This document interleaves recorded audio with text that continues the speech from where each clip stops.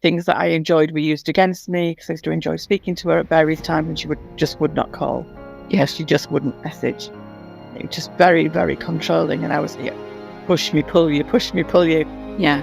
And it was working with you that made me realise that I'm just attracting people. I'm being attracted to people who remind me of my childhood. Because it's normal. It was normal feeling for me. There's only so many self-help TikToks you can watch and Instagram things before you realise you're getting somewhere, but you're not getting the whole way. And you pushed me to the finish line of where I needed to be. Okay, so Carol, thank you so much for your time in coming on to talk to the Braver Women community and joining me on this podcast today. So we have been on quite a journey together over the past 3 months, haven't we? When I met you, we were dealing with agoraphobia, a toxic relationship, child trauma, anxiety, low confidence, panic when driving, in between jobs, and trying to get back into writing. So there's a lot there. So thank you so much for joining us and for coming on and being willing to talk about your braver success story. Thank you. Thank you for having me. You're welcome. Carol, tell us a bit about, because I know you very well. We've worked together very closely for the past 3 months, but everyone listening to this, they're not going to know who you are or where you're from or anything about yourself. So tell us a bit about who you are. I'm Carol. I'm 54. I'm a lesbian. I have 3 grown-up children, all of who have left home. I'm a writer. I'm also an administrator. And I'm passionate about painting and writing and poetry and lots of creative outlets in my life. Fantastic. Amazing. So what is it that you enjoy the most? Tell us an interesting fact about you. An interesting fact about me. I used to be a sheep farmer. That is my interesting. Wow. Everyone is always taken aback when I tell them that. Did you really? Yeah, I was a sheep farmer for about 7 years. Absolutely adored it. And that is my aspiration, is to live that dream again. Oh, really? Mm-hmm. Yeah. Fantastic. Yeah. Where were you a sheep farmer? In Flaxton, on the outskirts of York. We had a small holding, me and my ex-husband. That's the coming out story in a bit. So lived out there. I was a sheep farmer 7 years. Had an import-export business with sheep fleece. My goodness. So it was. I loved that life. The welly boot lifestyle. Yeah. See, I didn't even know that, so I've learned something now as well. Something new, yeah. So, Carol, just to start with, I always like to take my guests back on this journey so people listening can connect the dots and put 2 and 2 together, so they don't feel so alone. So, what was life like for you as a child? What was growing up like for you? Very isolated. I was an only child, and I was definitely brought up in that sort of generation of children should be seen and not heard sort of thing. Lots of time on my own in my room. My mother wasn't liked by a lot of children in the area, so they weren't invited around to play and things. I sometimes went out to play when I was allowed, but it wasn't that often, and it was often, I was criticised all sorts of my childhood, by my mum. Very sort of dysfunctional. My dad was lovely. Yeah, he had 2 jobs. He worked shifts, and he was, sort of ships that pass in the night sort of situation, really. Yeah, absolutely. And so this dysfunctional relationship with your mum, what was that like? It was horrible. It's affected me the whole of my life. She was very pushy, pull you, love you 1 minute, dislike you the next. Yeah. I felt like I could never ever do anything right. A lot of criticism. And that's a lot to take on for young shoulders, isn't it? That ambiguous push-pull dynamic. And we're going to come on to that in a bit, and as to how that affected your connection and your relationships. But so it's fair to say that during your childhood, you're quite a lonely kid. Very lonely, yeah. Yeah. And so as you moved through your childhood, did you have any inkling about your sexuality? I realized I was different to my friends, but I didn't know how. And, when they were also doing oh, look at him, he's gorgeous. And, oh, I really fancy him. And, oh, I want him as my boyfriend. Didn't quite get it, what was going on. But I did want to hang around with my female friends. Didn't want to hang around with boys. And so I just thought, oh, maybe I am. At one point, I think in my early teens, I thought maybe I'm not mature. That's why I don't like boys as much as everybody else. Yeah. And, I eventually had a first boyfriend and all that sort of things. And I thought, yes, but it's all right, Yeah. But yeah. It didn't light you up. Yeah, it didn't light me up. No. Yeah. So when or how did you realize that you were gay? When I was about 18, I completely realized that I was in love with my best friend. I was married with a small child, and the feelings I had for her were completely different to the feelings that I had for my husband. And I was so confused. And at that point, there was a York lesbian telephone line on a Thursday. Yeah. And I used to go there on a Thursday night to the phone box if we didn't have a phone at home. And I used to ring it for however long and speak to somebody, and go to occasional meetings and some discos. And what would you talk about? Was it just for connection with other gay women? Yeah, there was a lot of women in my situation who used to go to these meetings at the Women's Centre, and they were so brave. Some of them were in what I guess would be my age now, and they were coming out and leaving marriages and things, and they were so brave. And I used to go to the discos every fortnight, and and I fell madly in love with someone, and it was horrible. So this was your best. How long had you been married before you fell in love with your best friend? About a year. Yeah, about a year. I sort of realised that she was completely heterosexual and everything, so I knew there was never ever going to be anything there. Yeah, I never actually told her. Which is why I started going to the discos to meet other women that were in a similar situation to myself. And what was that like when you found that connection?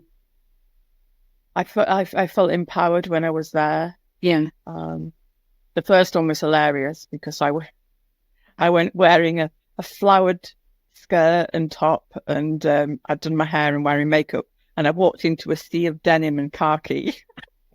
I don't agree. I was like, oh no, what have I done? What have I done? Yeah, it was hilarious. Yeah. Yeah. And so did you feel, Carol, that when you went into that disco environment with other LGBT women that you found your tribe, did you just feel a lot more at home? I felt so at home. Yeah. More comfortable than I'd had in a long time, and I was having anxiety everywhere else but in that room. Really? Yeah, and I found an old diary that I was reading, and I was going through how I felt, and it was just really, really difficult reading it again. I imagine. Yeah. What stood out for you the most? What stood out for me the most was my misremembering an attraction that I had. Yeah.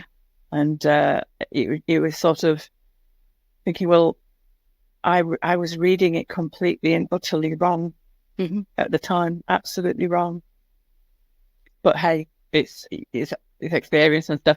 And I had to stop going to the discos because I told my husband at the time that I was gay, and he said that if I left him, he would take my son away. And in 1990, he could have done. I went to the solicitors and they said, yes, you can take your kid. Goodness me. Because I couldn't risk it. So I just stopped going to the discos. I stopped going to the women's meetings, cut everybody out, and just locked myself away again because I just didn't dare.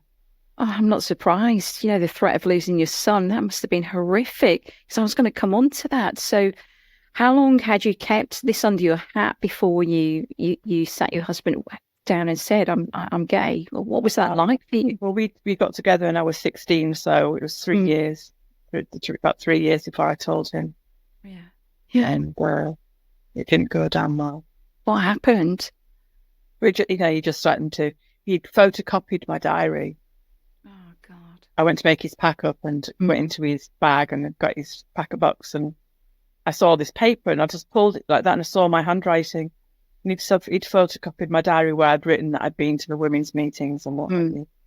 I did lie to him. I told him I was going to my friend's house. So I had lied to him about where I'd been.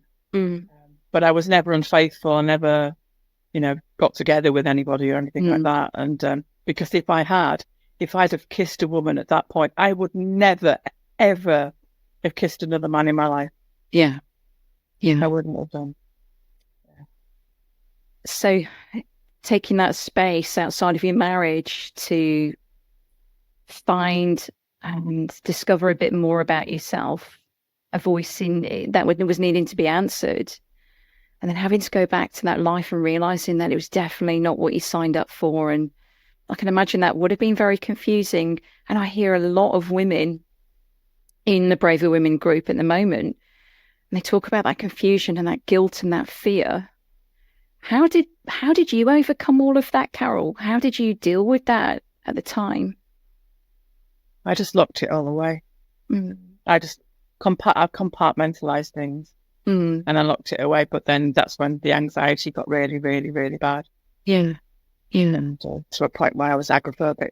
Yeah. I'm going to come on to that in a moment.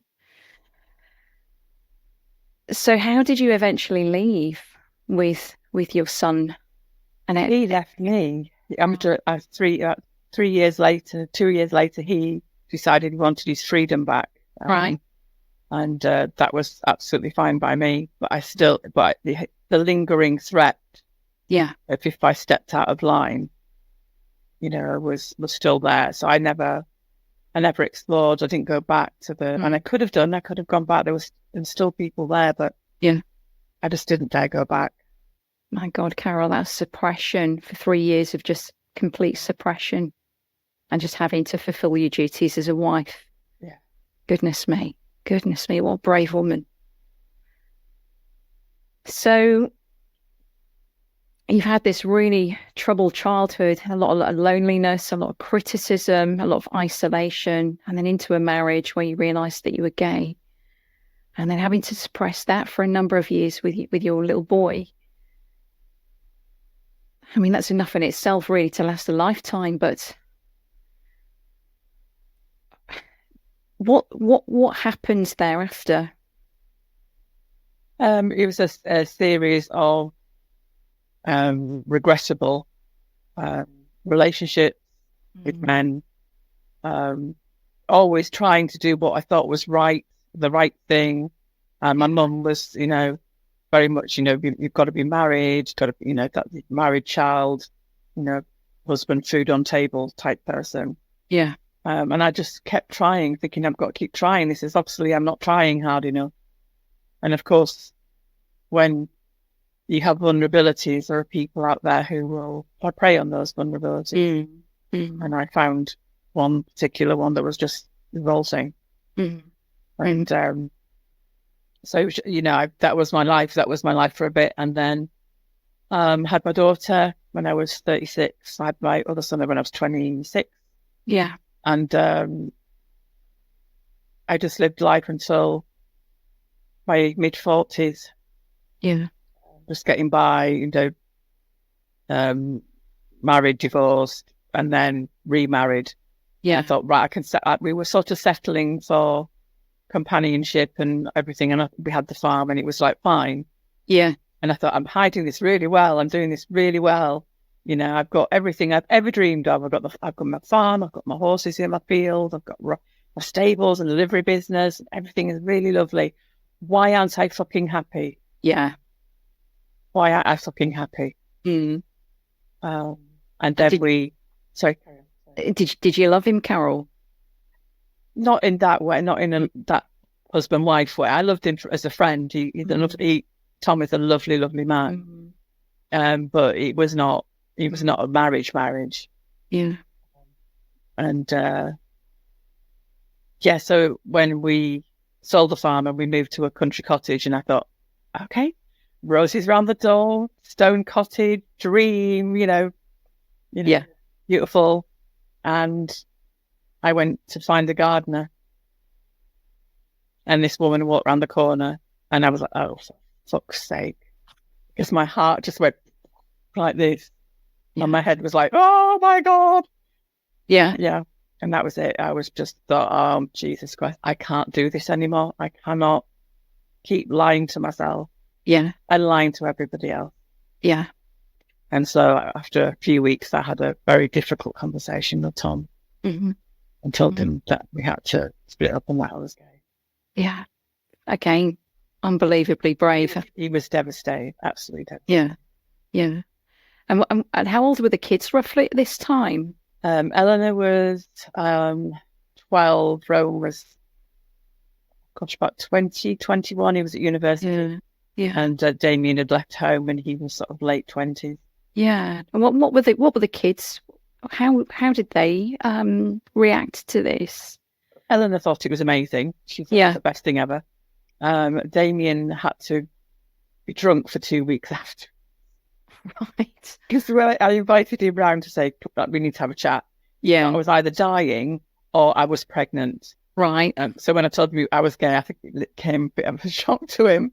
Okay. So he went off and got drunk for a fortnight and he still can't listen to Katy Perry. Oh, really? Okay. What is it about Katy Perry? I Kissed a Girl and I Liked It song. Oh, God, okay. Everyone kept singing it to him. So he was like, oh, God, don't do this to me. So, yeah. But Rowan was who I'm very close to, the closest. He's really struggled with it because of the breakdown of the family and everything like that. Mm-hmm. So he did a film about me. Okay. Kind of coming out story and for his university project. Yeah. It was in Manchester Pride one year. Oh, wow. Okay. So it just takes a little. Yeah, I'm not surprised. It sounds because and you may have seen them. There's a lot of women in the group who ask questions about how do I help my kids through this? What advice would you give them, Carol? Just being as open and honest with them as you can, depending on their age group. But mine was sort of teenagers and above. But just be open and honest with them. And if they have any questions, if I can't answer them, I went online looking for them, and or amongst other communities on the internet, sort of thing. Yeah, yeah. And I came into this completely new because I don't actually know anybody who's a lesbian when I came out. Oh. So I was like, what do I do? Where do I? Because the York didn't have a community then. It didn't have a lesbian line or a disco or anything like that by then. Yeah. And, so I was like, where are all the lesbians? And I'm still asking that question now. Well, it's funny, isn't it? I lived in North Yorkshire. It must be about 20 years ago now, as you know. And even when I first moved to York, I remember looking for a gay bar. Nowhere to be found. No. So it's not much has changed there at all. No, really. People try to open bars and cafes and things, but there's a cafe at the moment that's straight but aimed at young people very much, and I just don't feel comfortable. Yeah, I'm not surprised. Quite isolating, isn't it? So there's still a massive need for connection, isn't there? Yeah. So you've been taking me on quite a journey, Carol, so far. And it sounds like you've had to deal with and overcome a hell of a lot of things. Such an early portion of your life, and that part of your life where often we're not as experienced to be able to deal with things. And it can leave you feeling broken. So when was it that you started to become affected with anxiety and low self-esteem?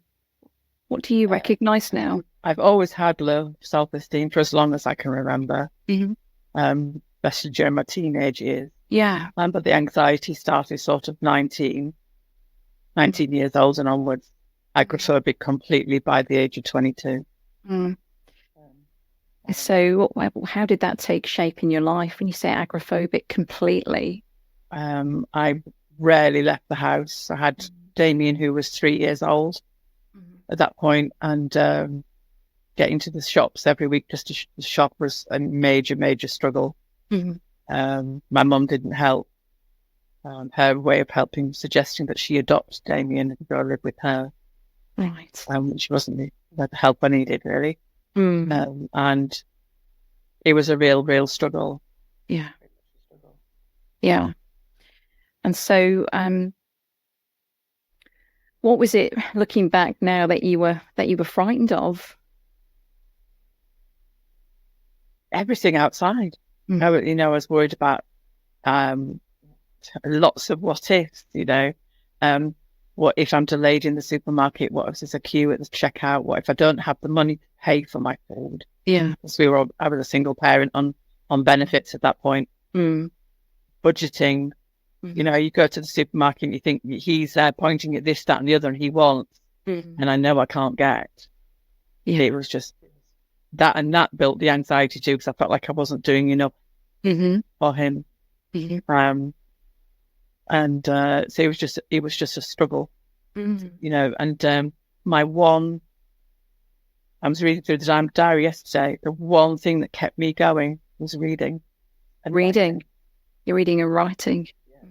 I joined a group which was for writing scripts for a soap opera on television, and I had 3 of my scripts used on Yorkshire television at late 80s, and I joined a script writing group in the early 90s, and that kept me going for a bit. So all of that creativity, yeah. And I did that for a while, but then when that all finished, I started writing for myself. On and off. Yeah, that's just amazing. I mean, it sounds to me that outlet has always been locked up inside of you. Just that yearning to express yourself. Yeah. Absolutely. So agoraphobia, because I'm trying to give everyone just an idea of what life was like before you came to see me. So tell us what you were struggling with the most. What was it that you were having? I didn't have a social life. It was very much me, my 2 dogs, and home. And when I started with you, going out anywhere was really difficult. Driving was exceptionally difficult. I could go to the shops. I'd drive like 2 miles a week, sort of thing, in my car, very wasted car. And I would, I'd have to pluck up the courage to go. Some days I didn't go out at all. Sometimes I didn't even open my curtains because I couldn't face looking at the outside world. When I started with you, and then just slowly over the weeks, it's like a light bulb came on, and I started driving, and I was having driving lessons. I can drive, but I was on the motorway with driving lessons, and just getting out and about more and more, and pushing myself, and realizing the what ifs. What if this happens? Well, if it happens, it happens. If I'm delayed, I'm delayed. So just allowed me to go further and further.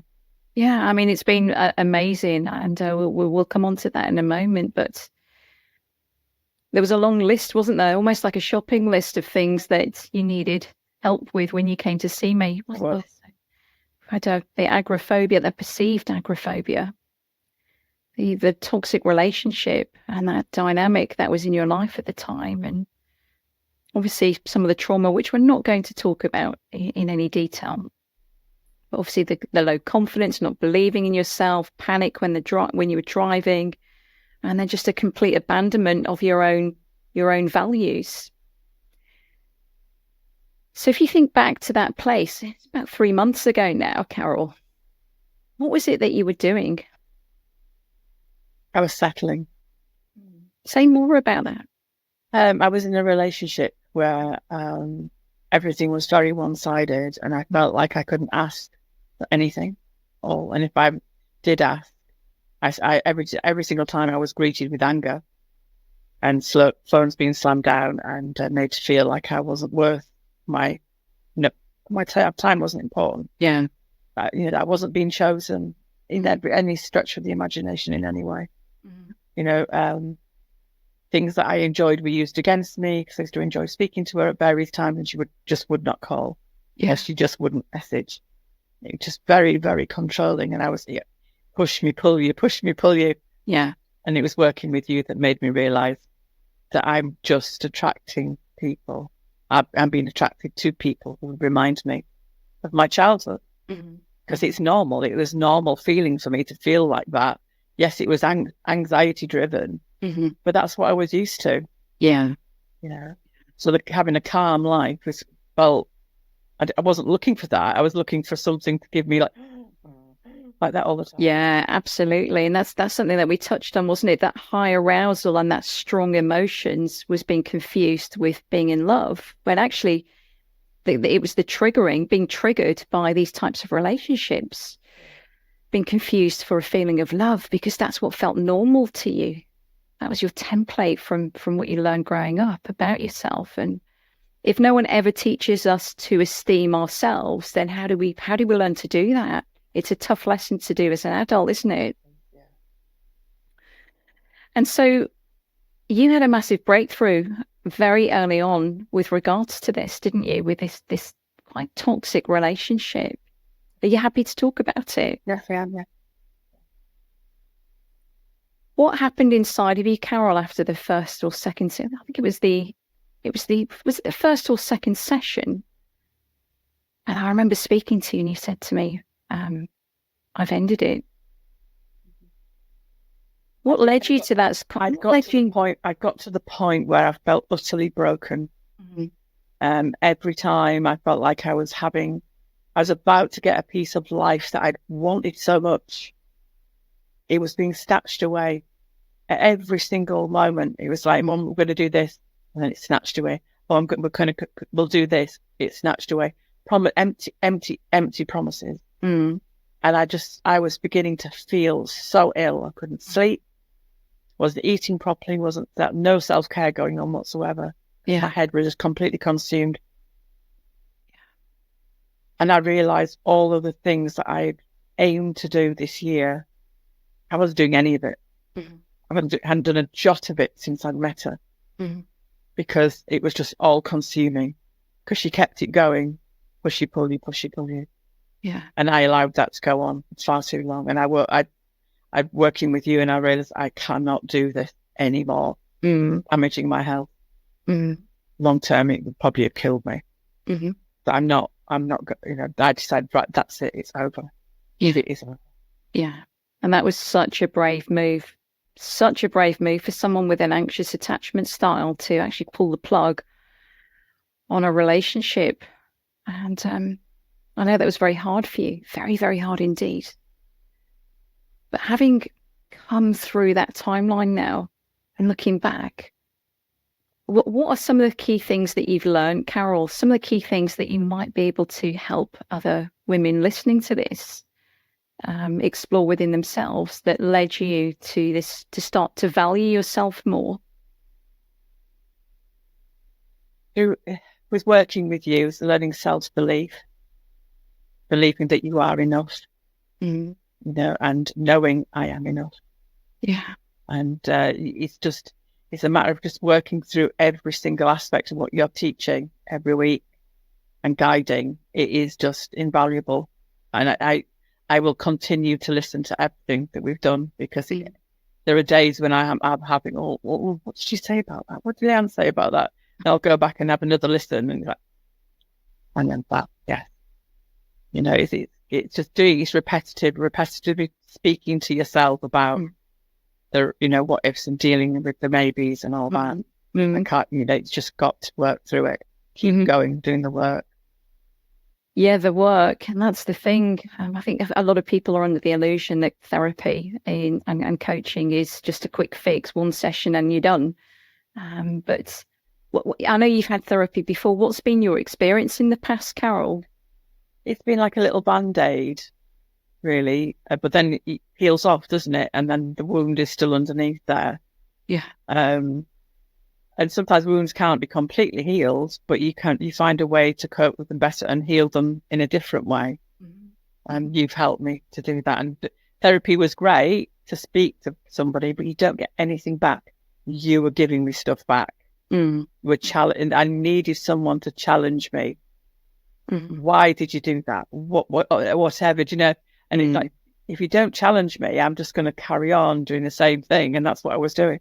Yeah. So helpful in one respect, but in others, not. So when you say challenge, what was it that you were doing that kept you in this stuck place? What were the light bulb moments for you that allowed you to take a different perspective, that allowed you to release some of these really limiting ideas about who you were and what you deserved? I think one of the first few weeks when we were working through the guidance through the what ifs and the maybes, which around my driving, was when I sort of really properly sat down and thought about, so what if you are driving and you get stuck in a traffic jam? And then I will deal with it. And the CRT, visualizing what I was doing and explaining what I was doing, was just, that was like, oh my word, oh wow, okay. And then you go out and you test the system, you're testing the system, going to the supermarket for the first time in about 10 years. I worked out, it was 10 years since I went to the supermarket on a Saturday. There I was in the supermarket thinking, there's a big queue.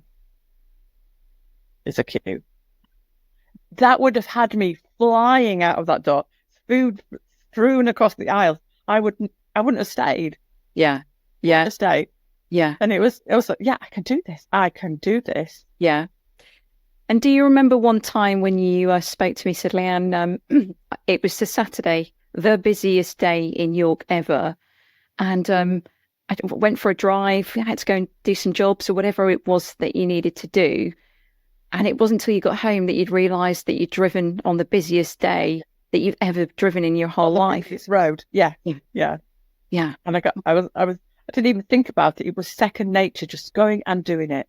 Whereas before, it would have taken 2 hours of building up to get in my car keys, to get in the car, to go round the corner to the shop. Yeah. This was me on the A64, zooming down at tell you what speed. And then, I was there in the midst of all this traffic, beetling along traffic by the side we were moving. But it was like traffic lights, red lights in front of me, cars or traffic lights would have had me in major panic. Yeah. To run. So it's interesting, isn't it, when you start becoming aware of what you're thinking and the emotions that are unprocessed or have been squashed down or minimized, that changes how you feel, doesn't it? And even the mental imagery that we use and this biofeedback that we have in terms of how we talk to ourselves, how we perceive ourselves, how we perceive danger, how we perceive our capabilities affects how we feel. And then invariably all behavior is emotionally driven. So what was it that what was going on inside of you before you came to see me? What was going on? How were you treating yourself? How were you talking to yourself? How was all of that making you feel? Oh, I spoke to myself really badly all the time. You're a waste of space. What are you doing that for? Everyone else can go out and do it. Look at them going off in their car with the family, going out for the day. Why can't you do that? We'll do that. What's wrong with you? It was just always talking so badly about myself. But not anymore, because I've got this lovely voice in my head going, you can do this. You can do this. And what's that like? How quickly did you notice that started to change, that inner critic? How quickly did you start to feel differently about yourself? It took a few weeks to feel differently, and it's slow. It was a slow thing. So, the voices have been quite loud for a long time. Yeah. But it was just repeatedly going out and doing it, and then coming home thinking, actually, I didn't think about that traffic jam that was just sat in, or I just didn't think about the supermarket, and I didn't think about, you've driven all that way and you didn't think about it. And, you just decided to go for a drive one night and you went drive. That was unheard of. Unheard of. Yeah. And the person who came to see me said they had agoraphobia suddenly off out on goth nights and socializing. Tell us about that. The goth nights in York are just legendary. They're amazing. And, I've hidden this part of me for a long time too, and that sort of she emerged in January and decided that she wasn't going to hide anymore. And I started looking for goth things to go to. Went to a couple with a friend, and then one night nobody was going, And I just thought, you know what? I am bloody going on my own. I got ready and I went and I sat on my own for a bit. And then 3 lovely women came over and said, do you want to come and sit with us? Which I did. I made some lovely friends and we danced and laughed. And I got home about 1:45 in the morning. And I'd gone out at 8. Yeah. Any time that in agoraphobia land, if I went out, it was for an hour tops. Yeah. Go meet my friend for breakfast for an hour tops. Mm-hmm. You know, got to be back, got to get back. This was like, I didn't want to come home. If I hadn't had the 2 dogs at home, I would have stayed out later. Yeah. You know, it was just I felt so free that night. And then I realised I could, so I went to, I've been to gigs on my own. Yeah. Gigs with friends. You know, I feel free. Mm-hmm. I feel absolutely free. Mm-hmm. And how do you feel about yourself and your sexuality now? I feel even more confident about it. Mm-hmm. More confident because I think I am more myself than I've ever been, and I'm continuing to grow into the person that I'm meant to be. Mm-hmm. Not just as being a lesbian, but as being a working woman, and the ideas and aspirations that I have. Yeah, tell us about them. These ideas and aspirations that they've been dormant for a long time, but now that you're free, Carol, now that you're living bravely, what are you doing? What have you got planned? Well, I have written a book. Tell us, have you got a copy of it? Not the hand, sorry, not the hand, but that's all right. I written a lesbian romance, a historical romance, and it comes out on the 24th of October. That is amazing. I know. I started writing it a year and a half ago, and I aim to finish it by New Year's Eve, which I did. And then I've been editing and formatting ever since, but I had big gaps in it because I couldn't focus because I had this relationship that it was just blocking me constantly. Yes, it is now almost ready. What's the book called? Charlotte and Me. Charlotte and Me. And where can people get hold of the book? It'll be available on Amazon. I'm self-publishing because I decided that after 4 years of academia doing my degrees, I was absolutely sick to the back teeth of people judging my writing. Yeah. You know, you're not academic enough. You're not doing this. I'm sorry, you can judge me as much as you like, but I don't care. This is my book, written how I wanted to write it. And I'm sure the people who have read it have loved it. Yeah. So I've got complaints of why did you write this? I couldn't get to sleep. I had to keep reading and things. Wow, complaints. They sound like compliments to me. So are you able to give us a sneak preview as to just the overview of what it's about or not? It's about a lady called Alice, and she is my age, roughly in 50s, and she has just been divorced from her wife, and she's having to start again in York, buys a house in York, and it's all the adventures and new love and romance around her new life. Wow, it sounds very exciting, very exciting.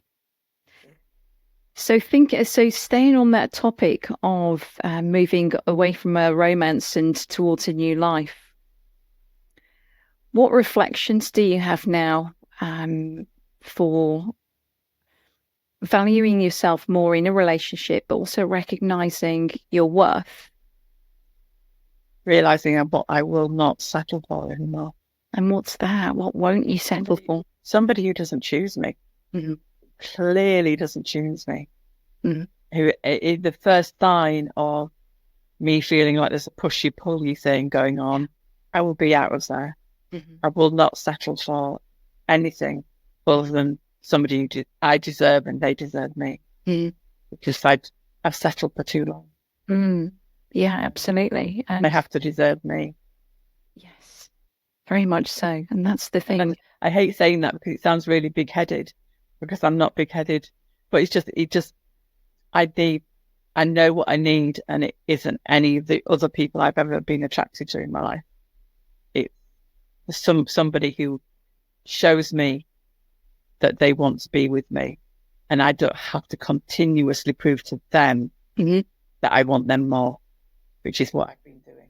Yeah, and that's it. And learn from childhood. And it's something that I did as well. Carol, I know we talked in depth about it. And there's nothing wrong with having an anxious attachment style, by the way. But it's recognizing that the problems that it brings when we're constantly looking to feel safe by getting our sense of self-worth or what we need to feel safe to survive from outside of us, and never being able to emotionally regulate, to lean into what it is that you really know, and how you can self-soothe, and how you can actually fulfill your own needs before giving those to other people. Because when you give your needs to other people, you give them the job to make you happy or sad, depending on what comes back. What was that like for you when we went through that, and you were able to understand what patterns had been playing out in your life? I just realized I was giving my power away all the time. Yeah. Just always doing. That's all I was ever doing, was doing that. Letting them lead the way and allowing them to drive the relationship forward, or pull it away from me whenever they felt like it. Yeah. And use whatever I'd said, you reveal some of your vulnerabilities to somebody in your relationship, and then they start using it against you. Mm-hmm. You think, why would that person do that to you when they've said, don't tell people my feelings because it allows them to do some, use it against me. Mm-hmm. And then they go and do the same thing to you. Mm-hmm. But at that point, when they said that, I thought, oh my word, I can trust this person because they understand. Yeah, they didn't. They were just on their focused journey. They weren't thinking about mine. Mm-hmm. Mm-hmm. And now it's just, I want the absolute opposite of that. Yeah, and not vacate yourself when you get into a relationship and almost dance to the beat of their drum and completely abandon yourself in the process. Yeah.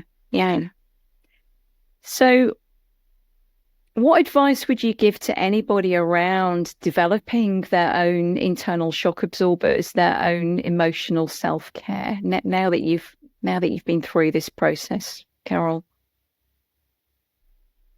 I would say do your course. I would seriously say, if you want you were in a similar position to myself or anything like that, do your course. Oh, that's very kind. There's only so many self-help TikToks you can watch and Instagram things before you realize you're getting somewhere, but you're not getting the whole way. Mm. And you push me to the finish line of where I needed to be. Yeah. Because I'm going to a job interview tomorrow, and I would never, ever, ever put myself forward for it before doing this. I'm so proud of you, Carol. I really, really am. So thank you for your kind words there.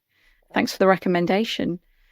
What is it that you found about the Braver Women? What were the main standout points that you found really powerful on the Braver Women, the one-to-one private program with me?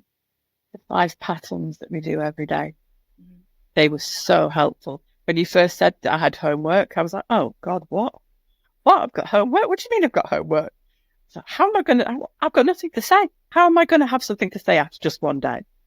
Mm-hmm. And as you know, you've got essays from you, and then you got voice things that are like 12 hours long. So yeah, they were absolutely brilliant as long as you did them. And at the beginning, I didn't. I was bad, wasn't I?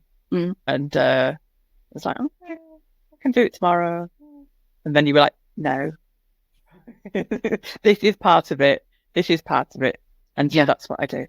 Yeah. And then once I got into it, it was so helpful, and knowing you had to focus every single day. Mm-hmm. Yeah, because what we're looking to do is build those new neural pathways, and it comes by repetition, in the same way that we do something really unhelpful for 20 or 30 or 40 years, and that completely just starts to frame our perspective.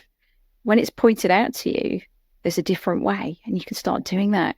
It almost feels as if you've got to start writing with your opposite hand. But if you even did that for 6 weeks, it would then start to feel natural.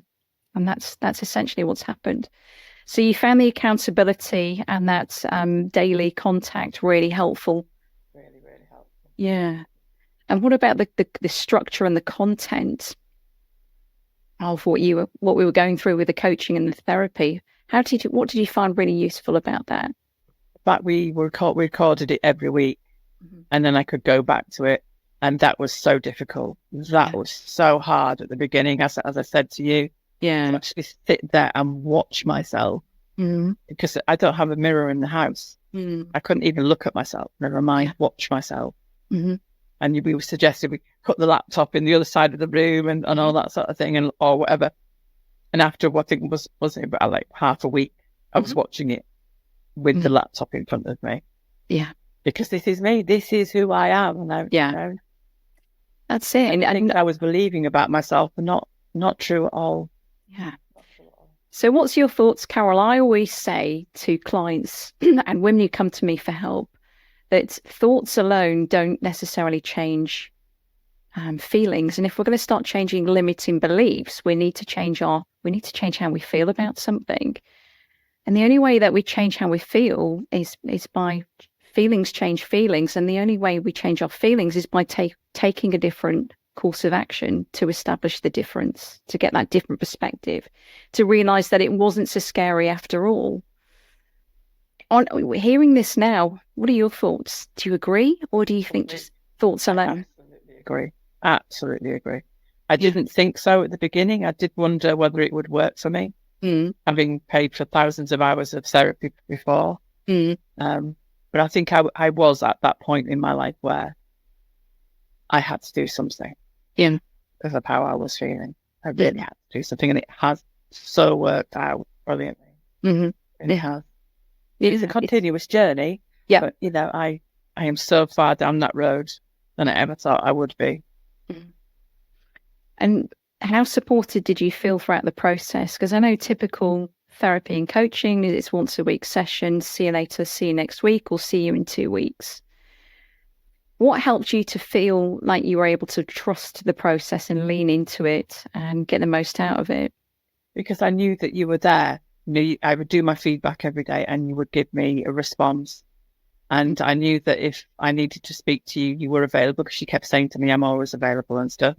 I think I only used that a couple of times, didn't I, in the first sessions when I was in a really difficult way. And the community online as well, the Facebook community. I didn't use it as much as I should have done, and I will continue to use it now, but that was more time restriction than anything. Yeah, but just having that peer support and having women around you who are in the same boat, who are going on the same journey as you with me, it's really nice just to have that support and that togetherness. Yeah. So when you think about yourself now and where you've been and hiding and all of the anxiety and the problems that resulted from the hiding and the suppression, how important do you think, Carol, it is to be authentic as a gay woman? I think it's important not just for yourself, it's very important, but it's also important to be seen by other gay women. Put yourself out there to encourage others. One of my things about writing my book was about a later in life lesbian coming out and the journey that she was on. Yeah. Hopefully maybe it could help somebody else. I will throw lots of maybes and probablys just in for you, because I know how much you love those words. And I'm going to continuously message you them occasionally. And I think that journey of being out and proud about it, and I know a lot of people can't do that, whatever circumstance, but doing this, actually making that journey, making that step, and continuously doing that has just been so empowering, so empowering. And I don't feel like pride fits me, because it's all full of very young people and tons and tons of energy. Yeah. But I'm trying to find my own little tribe of older women who I have similar things in common with, and I'm loving that process. Oh, it's so great to see you like this, Carol, smiling, confident, happy. So what does mental freedom look and feel like to you now? Now you're over on the other side. like I had a world and a life ahead of me. Because at one point I didn't feel like I had a life ahead of me. Yeah. And I have dreams now that I know that I can do. Mm-hmm. Like I'm going to get a passport because I'm going to go on holiday abroad. Tell us more about your dreams. I want to go, well, my first one, I want to go to Dublin. That's my first thing, because I haven't been on a plane since 1982, so I need to get on a plane. Yeah. But if I go on an hour's journey, mm-hmm. I'm almost CRTing it to the airport and go to Dublin for the weekend or something. And then I really want to go to Prague. Wow. I really want to go there. I want to go to Iceland. Yeah. And I want to hire a camper van and drive down to Wiltshire. And I want to go and see Stonehenge. And as an archaeologist, I need to go to these places that I keep writing about. So I have to go to Stonehenge.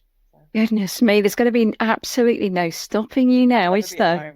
Never be at home. So. We'll have to book an appointment in to speak to you, won't we? And just for anyone listening, and write more. Say again, sorry. And do more writing.